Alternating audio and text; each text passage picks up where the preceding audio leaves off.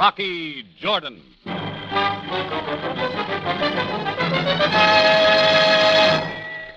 All right, you two, you're blocking the tambourine door. What do you want that's here? Like the Sphinx, Juba does not speak. Then you tell her to move along. You're bad for business. The streets are for those of Cairo. We stand here by our own right. Not when you scare away the customers. Take it to the other side of the street. Now, go on. Like the eternal Sphinx, Juba does not move. Look, you're not just sightseeing. What brings you? What we come for, we will have.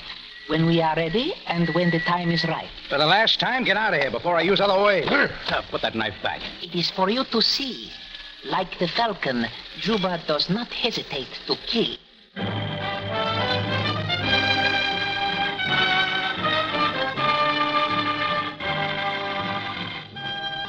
Takes you now to the Cafe Tambourine in Cairo, gateway to the ancient East, where modern adventure and intrigue unfold against a backdrop of antiquity.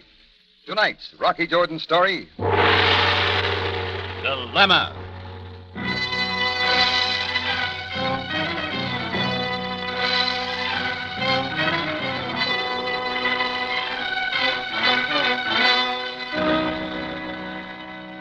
The night was shaping up bad for business and good for trouble, thanks to a couple of burly white-robed natives planted right outside my tambourine door. Feet wide apart, arms folded, waiting. For what? They wouldn't say, and I couldn't get rid of them. The nervous customers were soon gone, and no more came in. It was empty now, except for the blonde woman in a booth at the far side. American, well-dressed, mature, and attractive. With her was a little girl, 6 years or so, dark-haired and dark-eyed. They'd finished their meal long ago, and when they kept staying on, I decided to drop over. Everything all right here, lady? Oh, yes, thank you. Quite all right. Hello, my name's Mina. Oh, mine's Rocky Jordan. How are you, Mina? I'm fine, thank you. Mother's taking me back to New York. Aren't you, Mother? Shh. Yes, darling. When are we going? I explained everything to you, Mina. Not until tomorrow. Nursie said I would like Cairo. But I think I like New York better. Don't you, mister? Well, I guess they both have their points. You're American, aren't you? That's right. I see. Then maybe... Nursie showed me the pyramids, Mother, and the Nile River. She told me all about Egypt and about Cleopatra. Do you know how Cleopatra got in to see Caesar? Hush, darling, please. You mustn't talk so much. In a rug. Look, if those two natives out front concern you, I'll see that you get away safely. Natives? Oh, I really hadn't noticed. Oh, no, I'm sure you don't have to bother. Well, then maybe I can get you some more coffee. Oh, yes, if you don't mind, a little... Mr. Jordan? Yeah? I just remembered an errand. Would you mind watching Mina for a moment or two? Mother, where are you going? I'll be right back. And listen, stay right here. Stay here for Mother. Promise me. I promise. But, Mother... Goodbye, Mina. Be a good girl, darling. Oh, just a minute, lady. This is no place to leave a kid. I'm sure she'll be all right with you. Thank you, Mr. Jordan. Lady! She hurried to the door, made it out, and was gone. I didn't like it, but how do you stop somebody like that? After an hour's waiting, I'd begun to wish I had stopped her. Mina wasn't any trouble, sound asleep now in the booth where she'd been left. When another hour had gone by, I knew something was wrong. I told Chris, my bartender, to lock up. Then I carried Mina to the cot in my office, picked up the phone for a call to headquarters. Rocky! Come out here, Rocky! I had the door open and was out into the cafe when the movement from the side and behind was too quick. Look out, Rocky! A silken cord dropped tight around my neck. Do not move, sir. You are sick. So now the two natives were inside, joined by a third who held Chris backed up to the bar at knife point. Now, Juba, get the child and take her carefully away. Keep away from her, Juba. Silence! We do not wish to wake the child. Hurry, Juba, and carry her gently. You know what this will get you? Not what the meddling Americani thinks. Where's the mother now? Who sent you? Good, Juba. The child still sleeps. Go now and deliver her quickly. And you, Effendi, you will be wise to remain here in your tambourine and to forget. He yanked the cord tightly for a second, then let go. And by the time I had my breath back, he and his knife boy were out and gone. Rocky! They ran east up the hill! I got to the sidewalk, but didn't follow their decoy. Far down the hill the other way, the figure of Juba passed under a dim streetlight and round the corner. That's the way I went. When I turned the corner, he was out of sight. A familiar newsboy pointed down the Sharia Lagoon, and I kept going, till I spotted Juba again as he turned into the court of a white house near the Nile. I didn't let up till I was through the court and slamming at the door. I got a quick answer. All right, don't try the knife, Juba. I'm coming in. Juba! Who's there? I saw him standing beneath an archway in the hall, a tall, gaunt man wearing a closely clipped black beard and the fez of the upper-class Egyptian. He motioned Juba to the side. Why do you enter my house in this manner? Who are you? Rocky Jordan, Cafe Tambourine. That answer everything? So it is you, Mr. Jordan. Now look, whoever you are. I am Sakara Bey. All right, Sakara Bey. A little girl was just grabbed from my cafe. By your orders, Juba was seen bringing her here. And of what possible interest is this affair to you? The mother entrusted Mina to my care. If that isn't enough, kidnapping is. Kidnapping, Mr. Jordan. I believe that you know quite differently. Where's the girl? I'm taking her back to the cafe. Enter no further into this house. Sakara Bey, Yes, Deborah. What is it? I come to tell you that the child is well. She sleeps on her bed. Do not leave her again. We will talk of this when El Hedron comes. Now return to the child. As you command. I think we'll all go. Judah, hold him. Mr. Jordan, for the sake of the child, I have used every means of keeping this affair quiet. Well, explain it then, Sakara Bey. I see no reason to explain anything to you. Yeah, we'll see what the police have to say. I suggest then that you go to the police, and at once. Judah, show him out.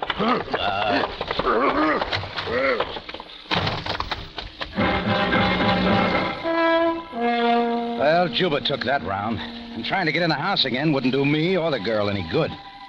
Anyhow, now that I knew where Mina was, the rest was up to the police. I decided to stop by the Tambourine with the one hope that her mother might have come back. Chris was still there waiting, and I got my surprise. Mr. Jordan. Mr. Jordan. Where have you been? Oh, that doesn't matter. Please tell me about Mina. Chris told you what happened here? Yes, he told me everything. Where is she, Mr. Jordan? At the home of somebody named Sakara Bey. I wasn't fast enough to stop it. Oh, so I've failed. I've utterly failed. Well, what do you mean? You realize I don't even know your name. Oh, it's Clara Najim. Now, explain it, will you, Clara? I can't tell you. I shouldn't have left her here. I know that now. It was only that you seemed like someone who might help. Well, I'm sorry. Maybe I could have done better. Oh, no. I'm the one to be sorry. And I'm very grateful. I'll go now. I'm going with you, Clara. We're taking this to the police. Oh, Mr. Jordan, no. No, we can't do that. Well, they'll get Mina for you. It's the only way. No, you don't understand. Please, for Mina's sake and mine, don't mention this to anyone. Look, Sakara Bey said it wasn't kidnapping. If he's right, just what was it? I can't explain now. I don't want you drawn into this. Perhaps later. Later I can write and explain. Oh, please leave the police out of it. Clara, is Mina really your daughter? Oh, yes. Oh, yes, of course she is. Why would I come clear to Cairo to get her if she wasn't? I wouldn't know. A mother has a right to fight for a child. Any way that she can. Goodbye, Mr. Jordan. She was gone, and it didn't make sense. But I couldn't do any more, not till I knew the reason why. I sent Chris home, locked up, and went on to bed.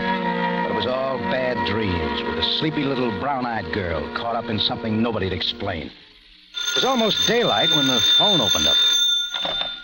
Yeah, hello. Captain Sabaya speaking, Jordan. Oh, Sam, where are you? I'm at headquarters. Jordan, is it true that you were at the home of Sakara Bey earlier tonight? I was. Who told you? And it is also true that you threatened him there? Have your pad ready, Sam. I'll tell you everything.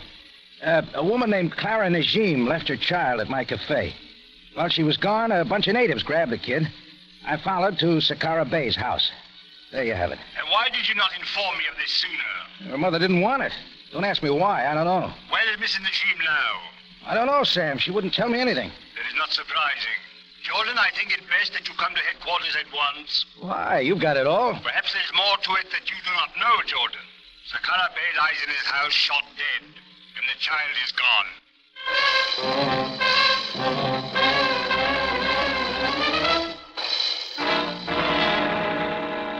Tonight's adventure with Rocky Jordan.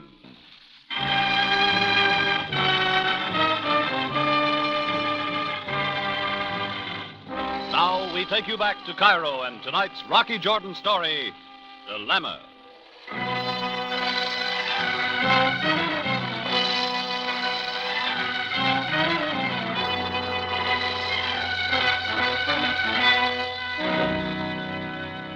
I could have guessed it wasn't over for me when I saw Clara Najim last. And now I had some more to mull over as I drove to headquarters at Sam Sabaya's orders. Sakara Bay murdered, and the child that Clara had said she'd fight for, gone. Well, Sam was waiting for me in his office, and we went all over it again. Now, Jordan, when Mrs. Najim finally returned to your cafe, what did she tell you then? Only that she wanted the police left out of it. Very well. But it stands to reason that when she is found, the child will be with her. Hey, look, you're not saying Clara did the killing. Can you suggest anyone else who might want the child, Jordan? Tell me something, Sam. What's this all about? Will you come in, please?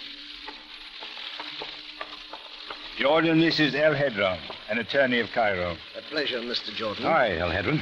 Kindly tell Mr. Jordan the background of this case. I must go now to personally direct the search. Well, El Hedron, how does it go? You do not already know Mr. Jordan? No. Very well. Some years ago, a citizen of Egypt, Ahmed Najim, went to the United States in the diplomatic service. While there, he met and married a beautiful, wealthy woman of your country. Now, Mrs. Clara Najim. Well, that explains the dark-eyed girl. Mina is Clara's daughter, then. She is. All went well with the union until a few months ago, when evidence came to Mr. Najim's attention that his wife had been unfaithful. That is a serious thing for one of our people. Well, where isn't it? Go on. So, a few weeks ago, the marriage broke up, and then began the fight over their child, Mina. Mr. Najim was convinced by the evidence that Clara was no fit mother for the child, but she denied the testimony and demanded custody of the child. And it looked as though she was going to get it. Najim was sure about his wife? The testimony was beyond question. So in face of a court injunction forbidding him to touch the child, he spirited Mina out of Egypt and into Egypt out of America, placing her now in the custody of his uncle, Sakara Bey. And then Clara came to get her daughter? Yes. Somehow she got the girl from Sakara Bey's house. But he learned soon enough, and his servants trailed her to your cafe. He should have left it to the police. Now, wait a minute. Hold it, El Hedron. Hasn't Clara a perfect right to her own child? Not so, Mr. Jordan. Technically, the child is a citizen of both countries, born in America, but the daughter of an Egyptian citizen. While in Egypt, she is under the protection of our law. Oh, so that's it. It is a most delicate problem for the diplomatic officers of both countries. Truly a dilemma. How would you solve it, Mr. Jordan? I wouldn't know. So you see, if kidnapping is involved, only the mother is guilty of taking her own child. Where's the father now? He returned to his work in New York and was immediately arrested for his violation of your law. You're sure he's there now? Certainly. So Clara Najim has taken the last recourse, murder. She is stupid to think that she can get the child out of Egypt now. Just how do you fit in, El Hedron? I represent Mr. Najim as attorney in behalf of his daughter. Now, is there anything you wish to tell me?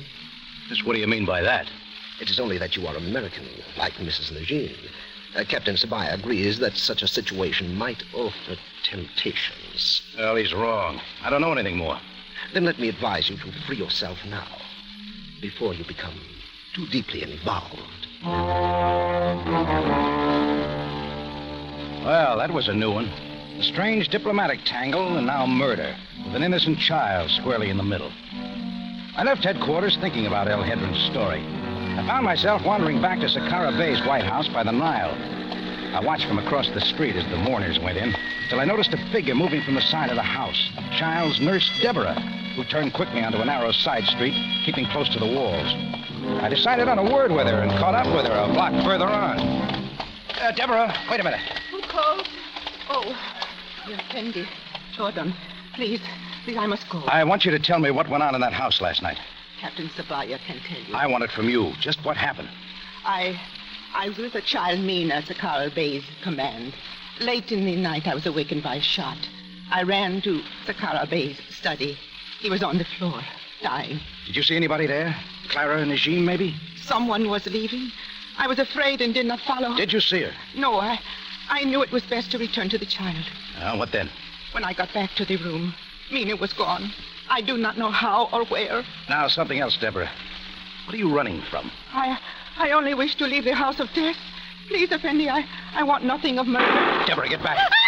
I shoved her to the wall. The bullet ricocheted and sandstone sprayed into my eyes. I couldn't see a thing. All I could hear were Deborah's running footsteps.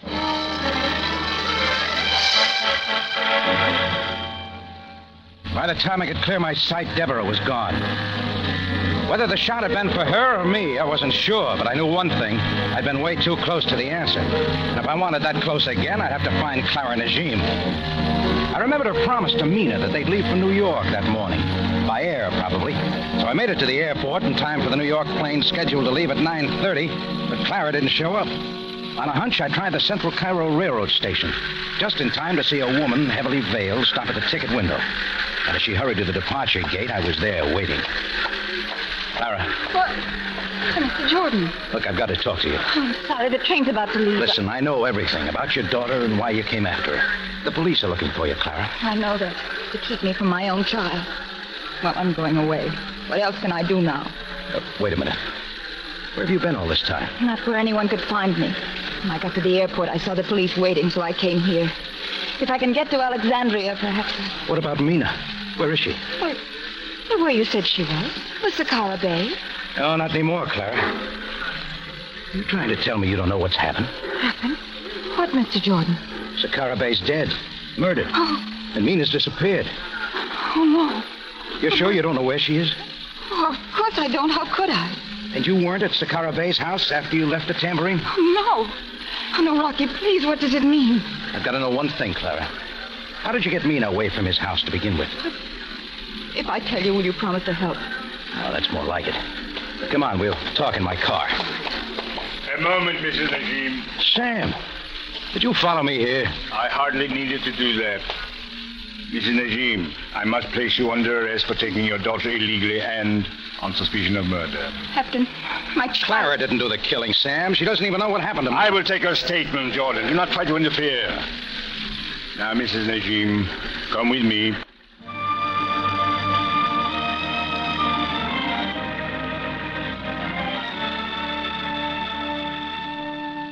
Sam took her away, and the last I saw was Clara's white face looking back.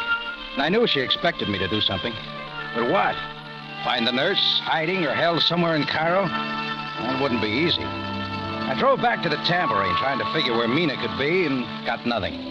I parked my car in back and went in the office door. Rocky? Chris, what are you doing on the floor?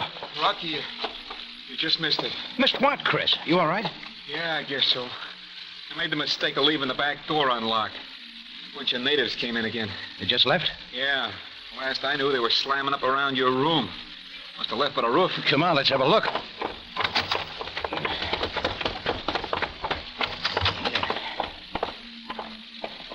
Yeah, that's what they did. The roof window's wide open. Yeah, you didn't miss a trick, did they? Even rolled up the rug. I wonder what they found in there. Hey, wait a minute. Help me unroll that rug. Hey, but Rocky, what is... Oh! Mina! Hello, Mr. Jordan. How did you get up here, Mina? I sneaked in the back door. But when I heard those men coming, I ran upstairs and rolled up in the rug, just like Cleopatra. Oh, yeah, you were going to tell me all about her. Nursey told me. Did you know that Cleopatra hid in a rug once when she wanted to get in to see Caesar? She was up here all the time, Rocky. You're a brave girl, Mina. Now tell me, weren't you at Sakara Bay's house? Yes. A loud noise woke me up last night. Nursey wasn't there, and I was scared. So I put on my dress and sneaked out the window. Mother told me to wait for her here. Oh, sure she did. But where have you been all this time? Well, I guess I got kind of lost. But then somebody showed me where the Cafe Tambourine was. Mina, how long has Deborah been your nurse? Always, I guess. She came back to Egypt with Daddy and me. Did she like your mother? Well, not very much. But when Mother came to get me... Go on, Mina. Deborah helped your mother get you out of Sakara Bay's house that first time, didn't she? Why? I'm not supposed to tell. Oh, but it's all right now.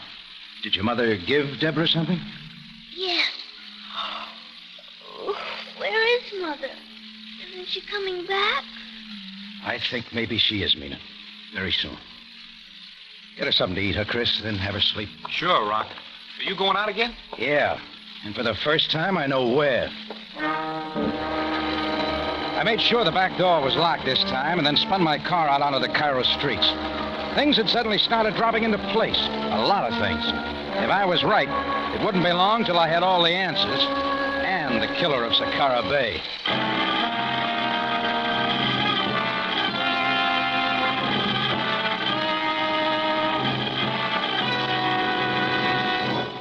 In just a moment, Rocky Jordan returns to conclude tonight's story. Now, here is Larry Thor. Back now to Rocky Jordan for the conclusion of tonight's story.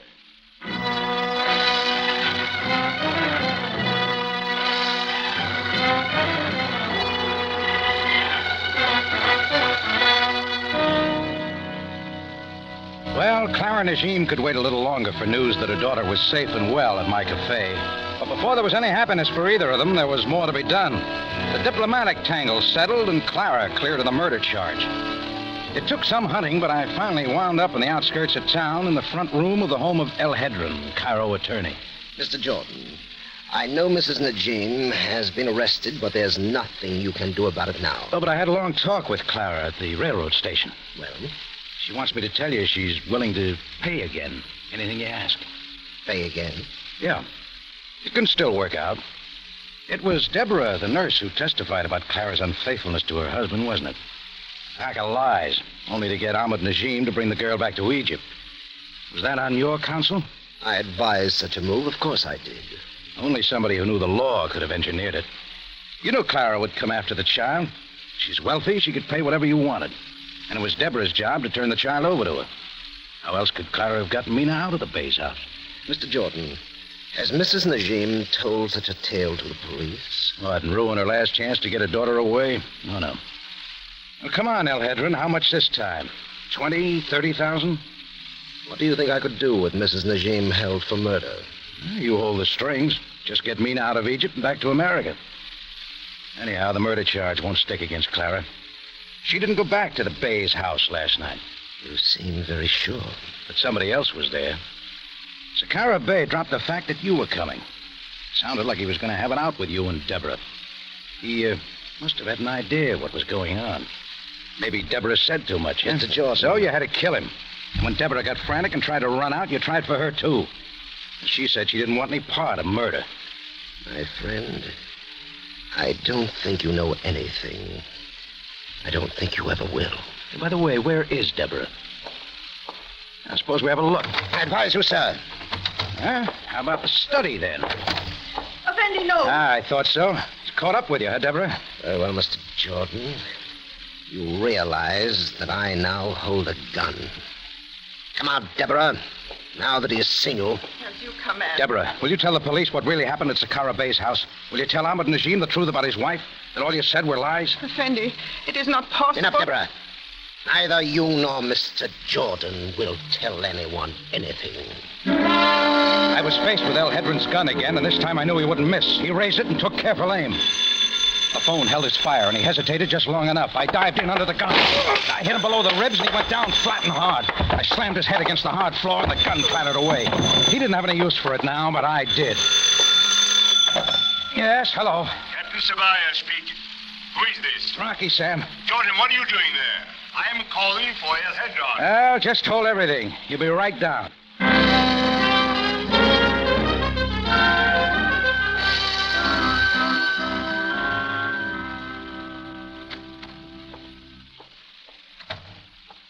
Well, Jordan, the nurse Deborah has left nothing more to be told. I knew she would.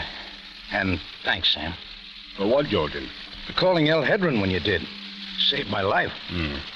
As it happens, I wanted to question him. Mrs. Najim had also told me of his part in this affair. So what's with Clara now? Now that the facts are known, I do not think it likely that she will be held. The consuls of both our countries will be most happy to be done with it. Yeah, they can drop their hot potato. Oh, get word to her husband, will you? A wire is already on its way to New York. I have no doubt that Ahmed Najim will soon be reunited with his wife and brown-eyed daughter. So Mina finally gets her wish to go back to New York. Jordan, does not this thought of domestic tranquility affect you? Among my people, a man without a wife is considered... Oh, no. Don't start that again, Sam. Come on, where's the coffee?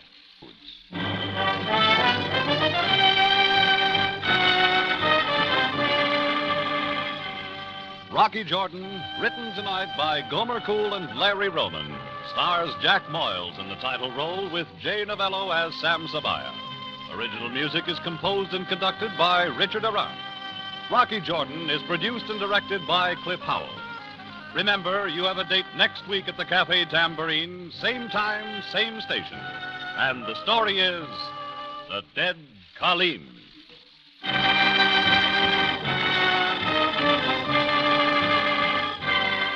Bob Stevenson speaking. Rocky Jordan is presented over CBS, the Columbia Broadcasting System.